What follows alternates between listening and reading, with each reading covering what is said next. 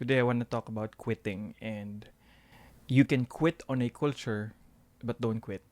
You can quit on a culture but don't quit. And in our life stages there will be life experiences that will be difficult for us, and sometimes it makes us question ourselves.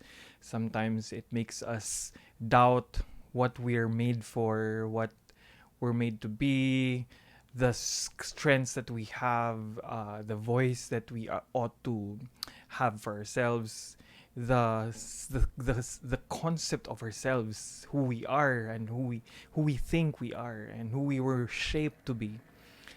And a lot of times you will be in places and spaces where you would feel like you don't belong, you don't fit, you're just not a normal being in that particular space. I'm talking about if you're a student or if you're a teenager, or maybe you're still approaching teenage life, maybe you're still approaching teen years, or you're now in high school, or you're now in college, or maybe you're a young professional, and you feel like there are times that when you're with a particular group of people or a particular setup, you feel like quitting because you don't belong and you feel like you're not enough. If you come to a point where you're so sure that this is not anymore the place for you, or what the system or the culture is doing is just not right for you, you can quit on that culture, but don't quit. I speak to even young people who may have friends whose values and whose actions and whose treatment towards fellow friends and fellow humans don't seem to agree with how you are as well. If you were raised by your parents as someone who would not, allow maltreatment, or even just during playtime, and you won't allow mistreatment, or just hints of bullying and someone taking power over you, all of these similarities. And if you come to a point where you don't agree with them, you can say your disagreements. At some point you owe it to yourself to actually be able to speak out. At some point you owe it to yourself to actually be able to really say that I've done everything I could. There was nothing else I could have done except to really quit. And it's okay if you come to a point where you feel like you've done everything you can. And I got this principle from Friday Night Lights, a movie I really loved when I was in college. And there was a scene right there that the coach was actually telling all of his players that for the many months that they've been training, he was actually telling them be perfect.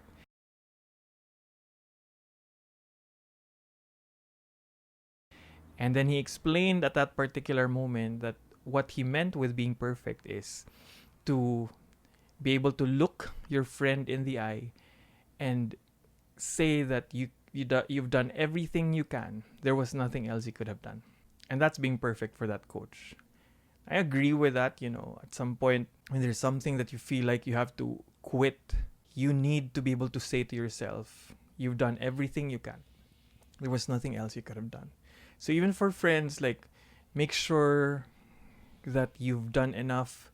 Like, if you feel like they're bullying you, but they're your friends, and you've said enough, but that the same thing happens all over again, then you're done with that culture. It's not that you don't fit in that culture. It's that they don't fit and belong to the good values that you were raised, that you were taught. When you reach a point where you start working and it seems like a workplace is just like you've been there for long, and you're able to speak out, you're able to pitch in your ideas, and you were asked for it. Of course, you would. And then at some point, you get questioned for your ideas. And then you see some other people who have done the same thing, but only in different ways. And they're not questioned, they're celebrated. It's time to quit that culture. It just means that they don't deserve you. Just to be honest, I've come to a point in my life that I've realized that I quit on a culture. But by the grace that my creator has for me, which is available for you, I'm able to finally realize that He can actually restore the voice He's given me. That this voice that I have is not dependent and reliant on whoever has tried to mold me to a brand for many years. And I realized that the only brand that I can really run for is the brand that I value the most, and that brand is the brand that I believe in. So whatever you believe in, the brand that you believe in, you can stick to that. I mean, I believe in the brand of God that He has for me. And that I know that Imago Dei, He's made me in His image, and I'm supposed to reflect His image. That I don't have to complicate this reflection to be able to say, okay, was I able to do what this particular group of people asked me to do? Was I able to achieve these KPIs for our lives so that we would be able to feel that we are fulfilled and we were able to achieve the purpose? No. If I know enough, if I'm confident enough that I can cling onto something that I believe in, my truth, which is for me, and it may be different for you, but for me, it's the truth of God in my life, then I don't have to add more things to it, add more layers to it, so that I can say that this is what makes up my whole being. My whole being is based on who I am made for. So I came to a point when, I've talked about slow living in my past videos. Slow living has helped me to actually see those layers get removed and finally be able to see in the inner layer that really what matters to me is what I value the most. And I think that you will have to come to a point, maybe you're a teenager now, or maybe you're in your 30s or you're in your 20s. You'll have to come to a point where you'd, uncover those layers and be able to see who are you really, who are you really made for, and you'll have to choose for yourself as to what your truth will be.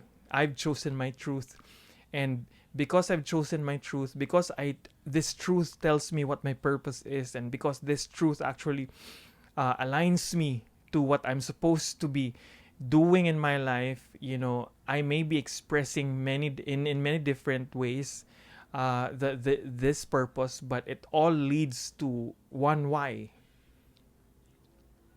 And because I know that, I've always known that, even if it was hard, I knew that layer by layer, I could uncover them and be able to see that there is a layer there that really dictates who am I supposed to be and what am I supposed to do with my life. And when that happened, that was when I was able to say to myself, I've actually lost my voice at some point, and this truth has to bring me back my voice again.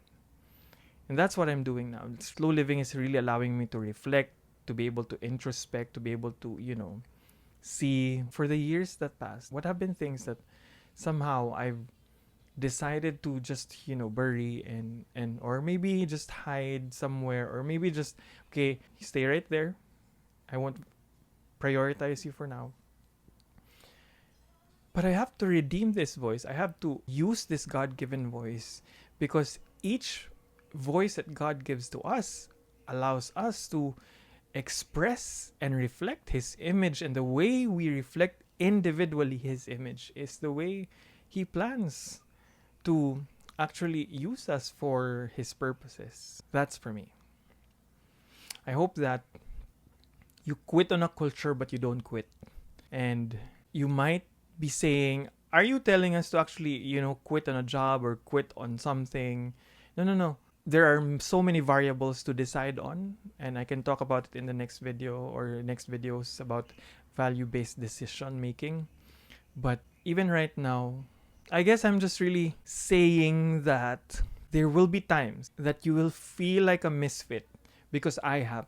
There will be times that you feel questioned as to the kind of ideas, the kind of values that you were raised with, the kind of voice that you have, you will be questioned, even secretly most of the time. But if you know the innermost layer of you, if you know the deepest why of you, then no matter how many years have passed that you've actually let go of your own voice, let go of your own design, the most valuable parts of you, in order to fit into a culture, don't be afraid to actually quit a culture. Don't be afraid to actually cleave and develop for yourself. Don't be afraid to say, I'm done in this part of my life. I'll have to move forward. And it doesn't have to be dramatic, full of anger. It doesn't have to be a departure that is full of bitterness. It can be a good departure as long as you're confident that you're actually moving forward, not necessarily walking away. You're walking away from a culture, but it's not a walking away as if you're leaving behind some more bitterness. It's just really quitting on a culture because you don't want to quit on yourself. The way I want to say it is that if that happens in your life, and I know I'm so vague right here, but we can talk about it in the comment section. Just quit on a culture because you don't want to quit on the you that God intends to be. Anyway, you don't need to rush yourself to progressing each day. An inch of progress is already progress enough. Just don't stop. See you in the next video.